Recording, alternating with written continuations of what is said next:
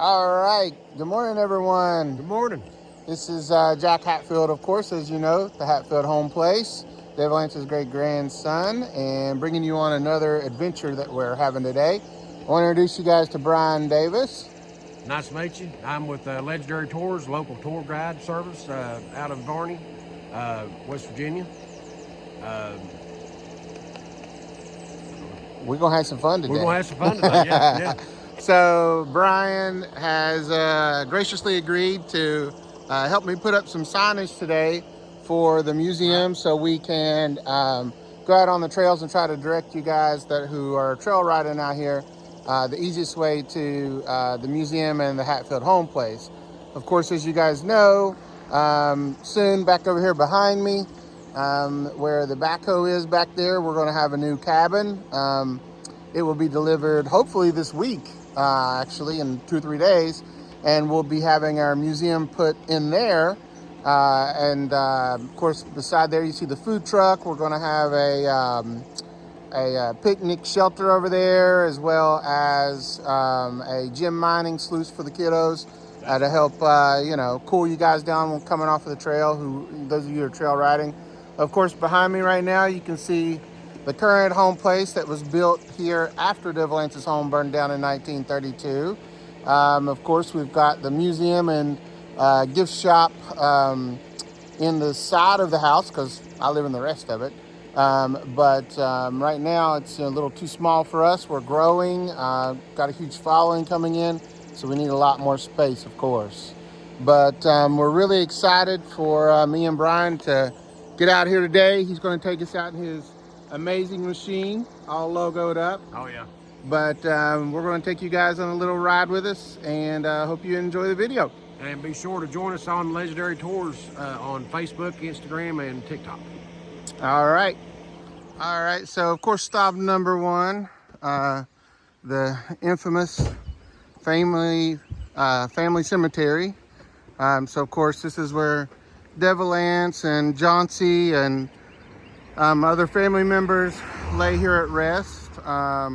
There's been a lot of work trying to go on lately to try to refurbish the cemetery with family members and other community members.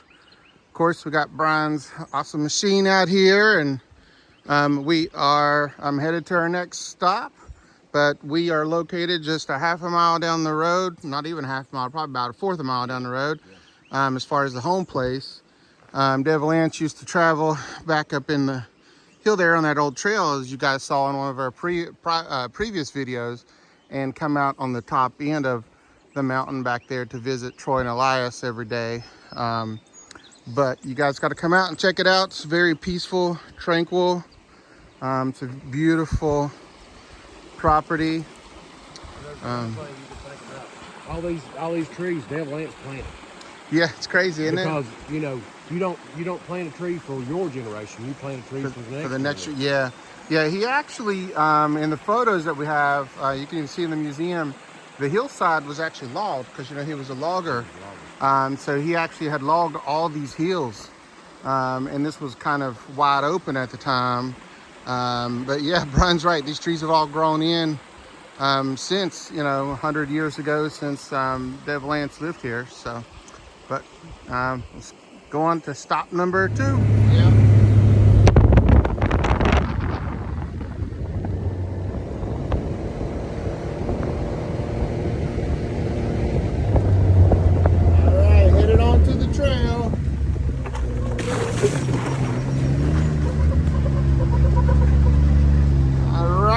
Onto the trails, put up some signage, directional signage.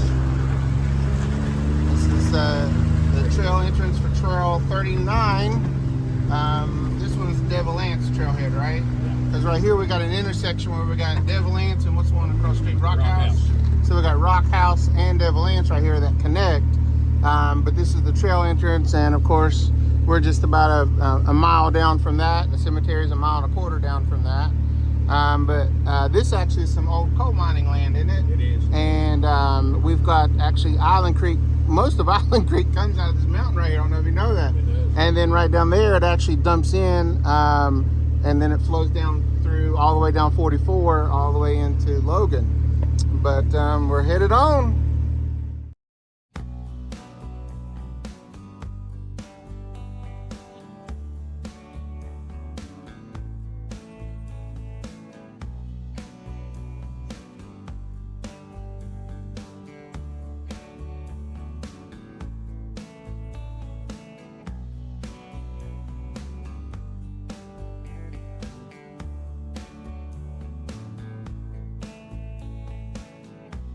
Of course, we're meeting someone on the trail here, so you want to pull over and make sure that you're letting everybody by safe, because we all need to make sure we're all riding safe out here.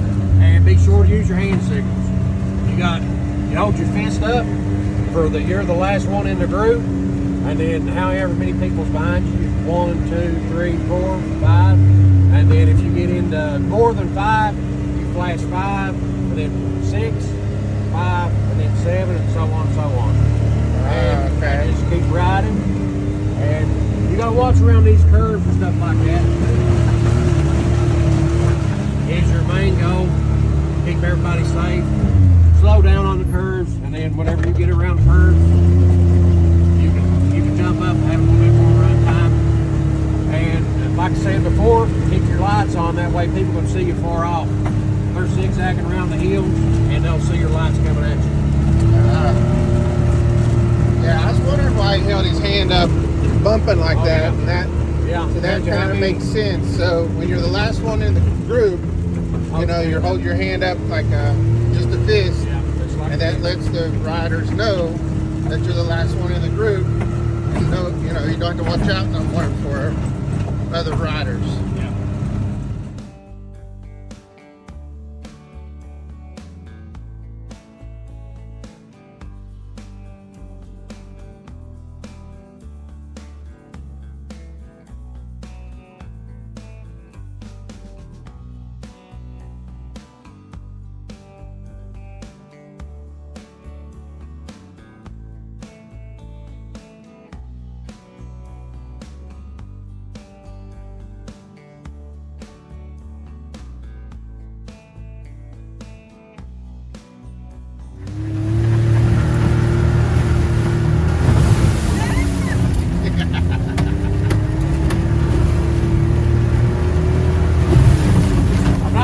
Professional, trust me.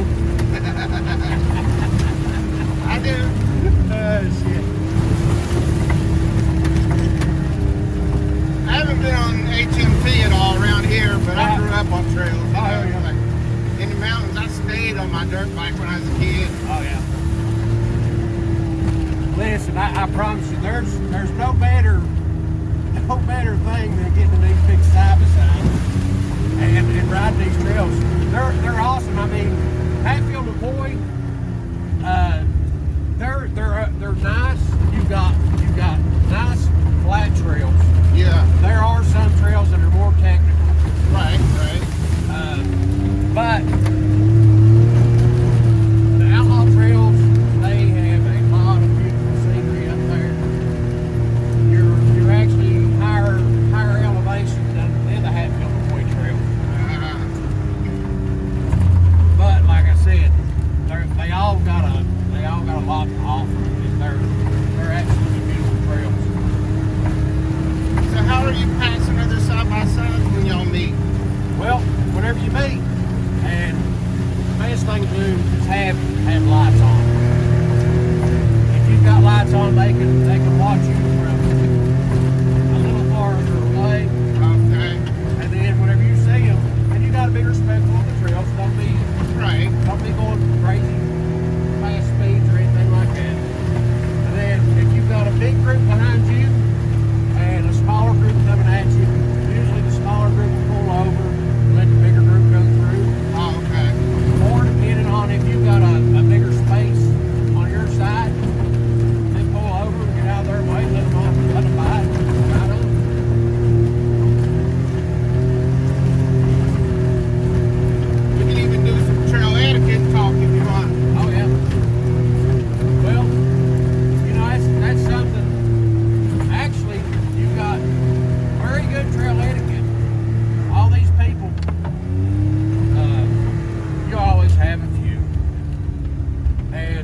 instead of pulling off into spots and setting, they'll try to sit in the middle of the road.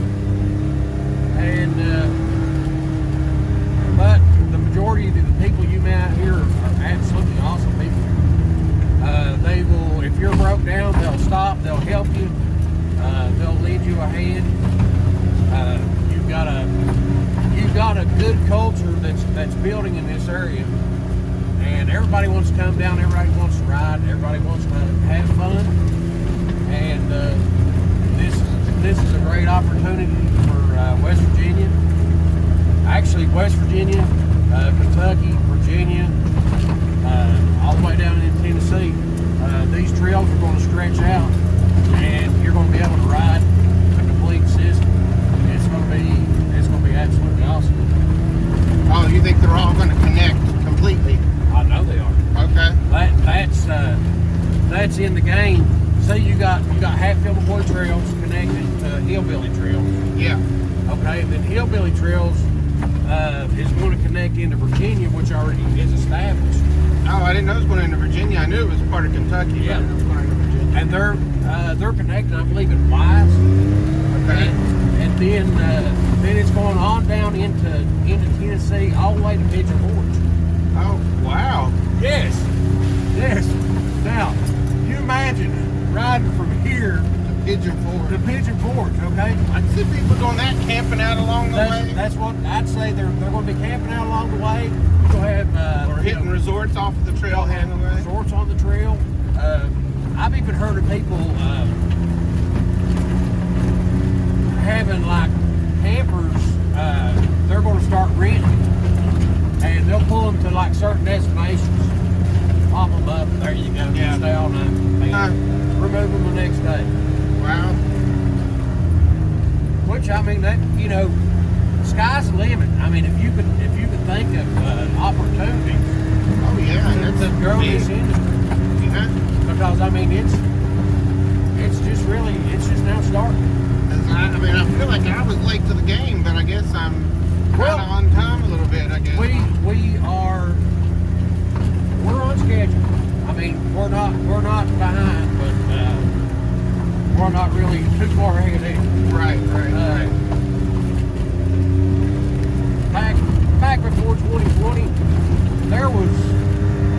I mean, it was kind of a hit and miss. I mean, you'd see people every once in a while, more or less up around Bramwell. It was more up around that way. Then you got Gilbert in on the scene with the Trail Fest, National Trail Fest. Yeah. And that started bringing it on down.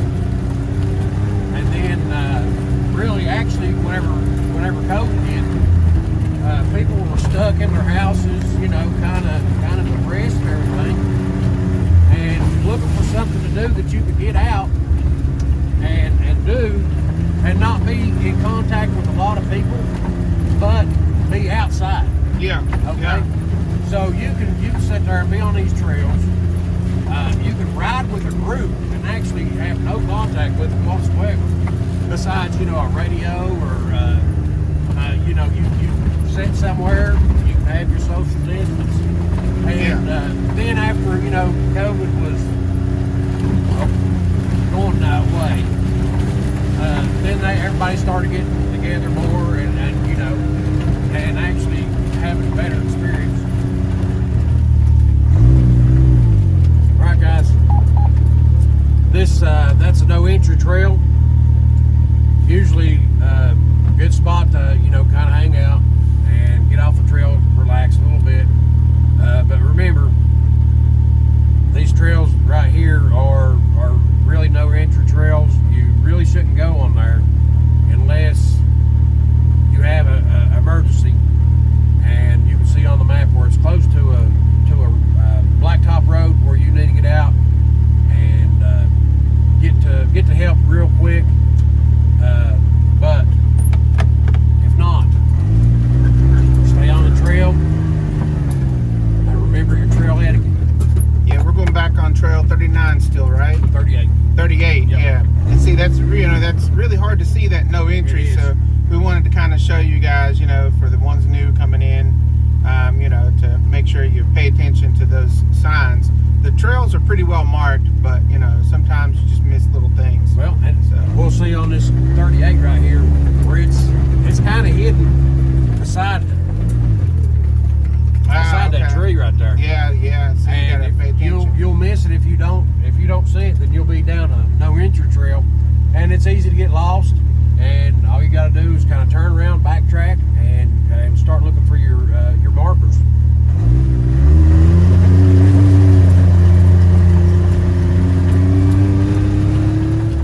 All right, so we're at the intersection of Trail 51, and I think that's what, 38, 39, yeah. 38, 39 are the ones we just came through to get to the home place. Right. So if you're coming out on Devil Anse from Devil Anse Tunnel, this is Trail 51, and then you can swing across the street over here and go to Trail 38, 39 right here, which puts you out at the home place for the cemetery, and you'll see it by the big museum. You'll see the big water tower. Go up by the water tower, and you're right there. Mingo County Public Service Department Tower. So we're going to go on to Devil Anse Tunnel and check that out, and then start our drive back, putting up signage. So enjoy the ride On Trail 51. on Trail 51.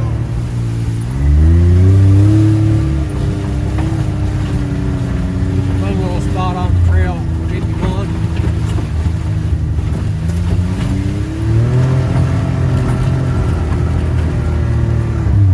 But always watch about going around curves.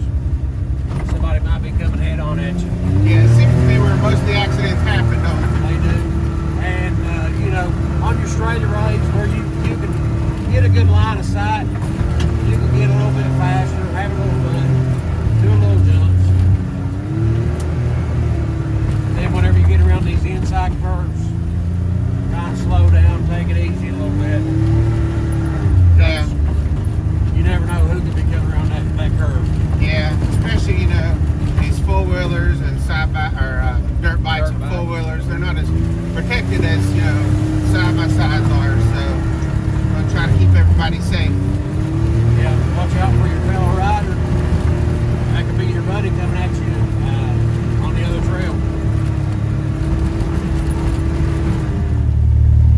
All right, we're on Trail 51.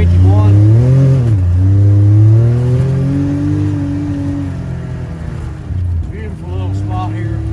Yeah, it is. Going over to Trail 52. Nice opening. Somebody's got a little playground over there on the side. This is where 52 and 51 intersect and take us on out to Devil Anse Tunnel, right? Yep.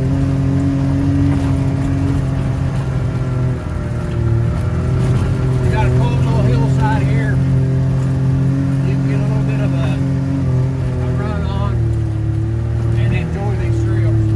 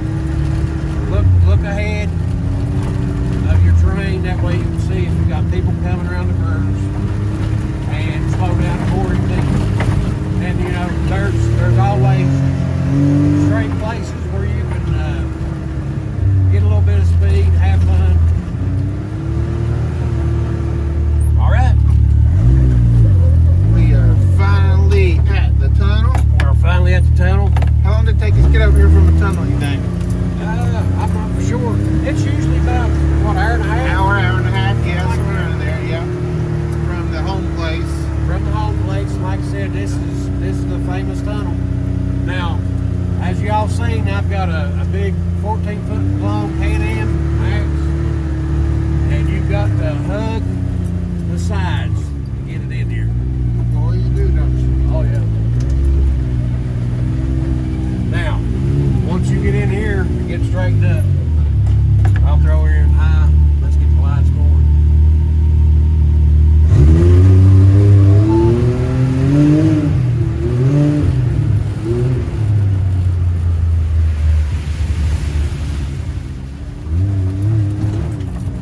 And then, right here, you come out of the tunnel, and if you'll back up, and you'll see this hillside right here. You're right on top of Minor Mountain. Minor Mountain. Minor Mountain.